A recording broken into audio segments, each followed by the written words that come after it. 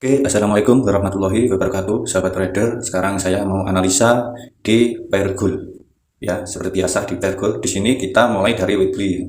Di weekly market sudah berada di area supply. Ya, di area supply ini dan sudah menyentuh base-nya. Nah, sekarang kita lihat di time frame daily-nya. Nah, di time frame daily sendiri di sini terbentuk IB. Ini IB, saya kasih tanda hitam aja. Di daily terbentuk yang namanya IB. IB ini sudah saya katakan di video-video sebelumnya, itu adalah initial break, di mana indikasi, ya masih indikasi, jadi belum final market melakukan penurunan, jadi indikasi arah market. Nah, di sini kita lihat ada yang namanya candle bearish, ya. Ini calon, ya. Ini calon CP1, tapi masih calon karena belum di break, ya. Karena masih belum di break, jadi masih calon. Jika nanti ini di break sama body, ya. Jika ini nanti di break sama body di sini, misal di sini seperti ini, maka akan ada indikasi penurunan. Nah, berarti menambah akurasi, yaitu ini IB tadi, menambah akurasi initial break ini untuk melakukan penurunan, ya. Jadi nanti di area-area sini kita cari open posisi sell, ya, seperti itu. Jadi di daily masih ada calon CP1, jadi belum CP1, masih calon ini, ya. Jika berhasil di break maka terbentuk CP1 sell. Nah, seperti itu analisanya. Tapi di sini kita analisanya masih indikasi penurunan karena adanya IB. Dan sekarang kita ganti time frame di H4-nya. Nah, di H4 di sini sebentar. Market sudah menembus yang namanya menyentuh, ya, ini masih belum full body menembusnya ini, ya. Masuk di area base-nya H4. Jadi kita juga harus waspada di sini untuk melakukan entry sell, ya. Jika ini nanti berhasil di break sama candle bearish misalnya seperti ini, nah di break body, maka ini konfirmasi sell untuk H4-nya, ya. Jika di break sama body, ini indikasi penurunan sudah valid karena di sini kita lihat, ya, ada IB juga, di sini ada supply, ya. Jika ini di break, maka area-area entry kita juga ada di area sini, ya, untuk melakukan sell. Jadi seperti itu. Jika ini berhasil di break sama body candle bearish, jadi ini juga termasuk calon CP1 sell, ya. Calon CP1 sell. Jadi ini belum CP1 sell, masih calon, ya. Jadi candle CP1-nya ada di sini, ya. Sedangkan ini adalah IB, ya, seperti itu. Oke, lanjut kita ke H1-nya.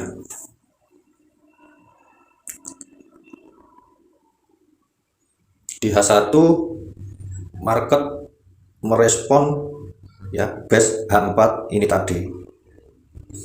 Market merespon base H4 ini, ya, di sini di reject, naik sampai di sini masih di reject. Tapi di sini sudah terbentuk yang namanya CP1.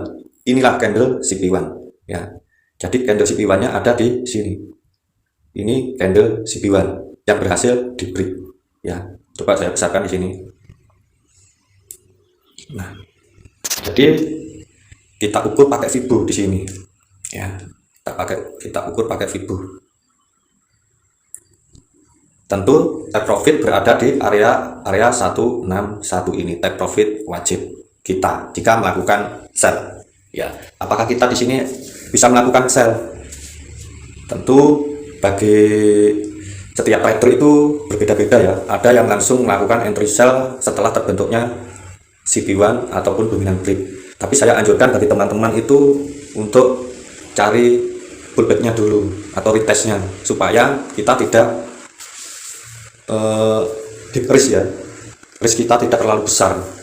Karena apa? SL kita itu ada di area-area swing high ini, di atasnya area swing high ini. Ini adalah area SL yang relevan, ya. SL ini adalah SL yang relevan, ya. Karena SL-nya itu harus di sini. Nah, jika ini H1 mungkin akan sangat besar, ya. Seperti itu. Jadi risknya bisa lebih besar dari SL-nya, ya. Tapi jika teman-teman menaruh SL di sini juga tidak apa-apa, tapi sangat berisiko juga akan diambil, ya. Oke, setelah itu kita lihat di time frame M30. Nah, kita lihat di time frame M30. Di time frame 30 CP1 tadi di H1 ya juga bertepatan dengan M30. Dan di sini ada CP12 ya. CP12 ini CP2, CP2 ya. Ini CP1, ini CP2 dan sudah di break. Nah, ini indikasi penurunan makin bertambah ya. Indikasi penurunan makin bertambah. Dan kita juga harus waspada karena di sini juga ada swing atau SNR ya. Bentar, saya kecilin di H1-nya dulu ya. Nah, di H1 ini di sini banyak sekali SNR ya, atau SSR, ada yang bilang SSR itu signifikan support resisten di sini, di area-area ini. Ya. Banyak sekali yang di reject di sini ya. Nah, seperti ini. Ini resisten ya, di sini ada support yang di reject. Jadi sangat risiko juga ini di area-area SSR atau signifikan support resisten ya.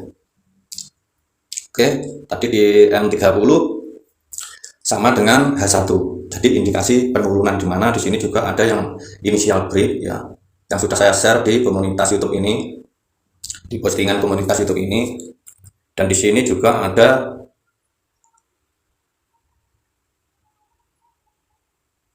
Quasimodo ya. Nah, seperti ini. Tapi Quasimodo-nya menurut saya kurang cantik ya. Tapi gak apa-apa, cuma buat indikator saja.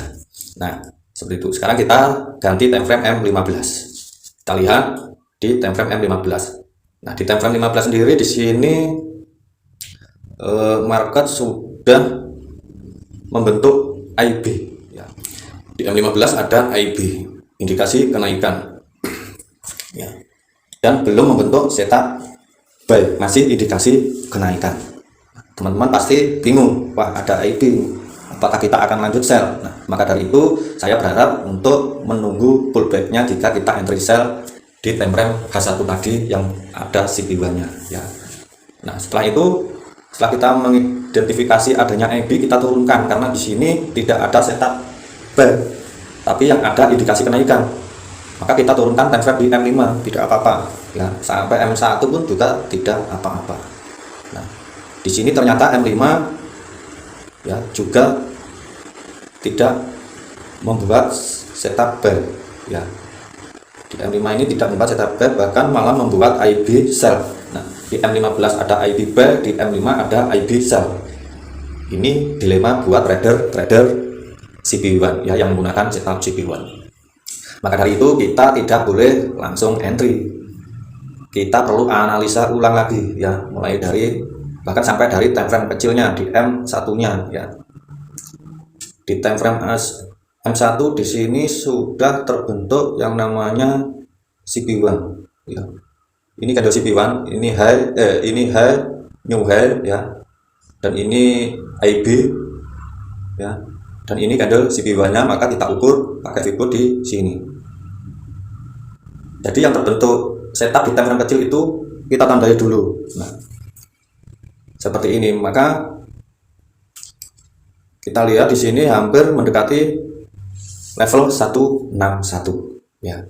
Hampir mendekati level 161 dan sekarang sudah sampai di level 161. Terus kita entry di mana? Tentu kita harus tetap sabar untuk menunggu ya. Nah, di sini kita lihat market masih berjalan ya. Nah, sekarang sudah terlihat ya di M15 ini sebentar, IB-nya mau ditembus. Nah, IB-nya mau ditembus, berarti indikasi penurunan sudah mulai makin jelas ya. Nah, ini sudah mulai ditembus. Sebenarnya ada teman-teman yang pakai time frame M1, mereka bisa entry di time frame M1. Jika ada setup langsung open sell karena risknya itu sangat kecil ya. Di M1 itu risknya itu sangat kecil karena kita pasang SL-nya itu cuma di sini ya. Pasang SL-nya itu cuma di sini. Sedangkan take profitnya itu minimal di 161. Nah, sekarang sudah menembus dan hampir menuju 261. Ada yang tipe seperti ini, mengambil time frame M1 ya untuk entry. Itu juga lebih bagus jika teman-teman sudah memahaminya ya. Jadi setelah kita lihat time frame besarnya tadi, ada yang namanya CP1 ya, CP1 sell.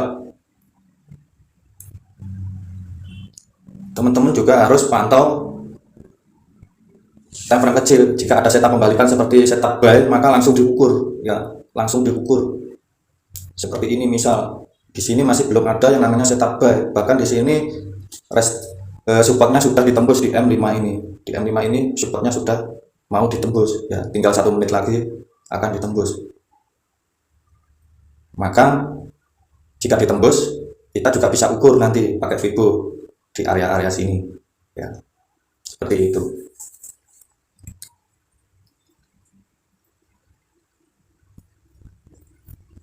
Karena apa? Di sini juga ada inisial break ya. Di M5 ada inisial break dan ini calon ya.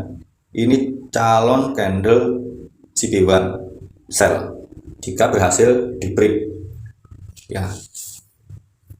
Oke, dan di sini sudah terlihat sudah break, maka kita ukur. Di sini kita bisa open posisi sell karena SL kita itu di sini, di area sini, jadi sangat tipis jika mengambil di M5 ya. Dan take profit kita tentu di area 161, take profit wajib ya. Kita bisa ambil posisi sell di area sini. Kalau di time frame kecil itu lebih enak kita langsung open posisi ya. Setelah terbentuk kita open posisi ya, setidaknya tunggu retest sedikit sampai menyentuh misal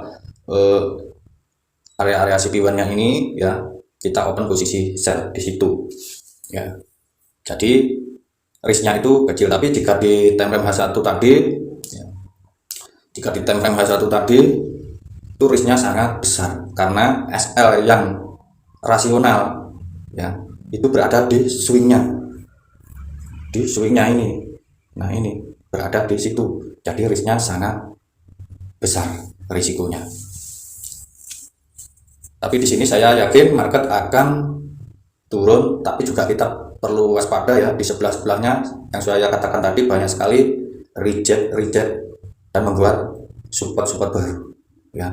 Ini adalah area-area SSR ya, significant support resistance, atau SNR support SBR ya, support become resistant, seperti itu. Saya kurang mendalami ya, kalau itu seperti itu sebenarnya saya kurang mendalami. Yang saya tahu itu tentang setup CP1 ataupun dominant break ya. Saya lebih suka setup CP1 dan dominant break. Disitulah saya sering melakukan entry, dan yang kemarin-kemarin itu saya mencoba tanpa konfirmasi, ternyata juga memiliki risiko ya. Kemarin itu saya open posisi itu di area base ini, di area base ini saya open posisi buy di area sini. SL saya taruh di sini, ternyata diambil SL lalu terbang. Nah, itulah jika kita tidak menunggu adanya konfirmasi di time frame kecil. Jika kita menunggu konfirmasi, tentu saya dapat di sini, di area sini saya dapatnya cuma sedikit. Tapi karena saya tahu ini adalah bagian dari liquidity ya, ini adalah liquidity ya. Biasanya big player itu mengambil SL para retail itu di area sini, lalu dia melanjutkan kenaikan ya, karena banyak sekali SL itu ditaruh di bawah swing ini, seperti ini misalnya. Yang kemarin dia ambil langsung dia terbang ke sini. Nah, sekarang dia mau melakukan penurunan. Tidak menutup kemungkinan ya, ini nanti juga bisa di break oleh candle bearish. Jika ini di break, itu juga menjadi indikasi untuk penurunan ya. Di break body indikasi untuk penurunan. Jadi di sini akan terbentuk yang namanya chop ya. Ada yang ilmu smart money concept ya, itu terbentuk chop, tapi masih minor jika di H1 ya. Seperti itu. Jadi masih minor di H1. Tapi saya tidak mau terlalu jauh di situ ya. Cuma itu saya buat sebagai indikator. Misal sekarang di H4, di sini belum ada support yang di break ya. Maka dari itu jika ini nanti di break ya, jika ini nanti di break, support ini di break, ini adalah minor chop, indikasi masih indikasi penurunan ya. Tapi bisa saja market akan naik. Oke, seperti itu penjelasannya ya. Untuk sekarang market sudah merespon yang namanya CP1 di H1 ya. Mulai merespon, market melakukan penurunan, tapi di sebelahnya banyak sekali support-support yang harus ditembus. Jadi ini sepertinya agak berat, tapi tidak menutup kemungkinan market sampai di level 161. Sekian dari saya. Wassalamualaikum warahmatullahi wabarakatuh.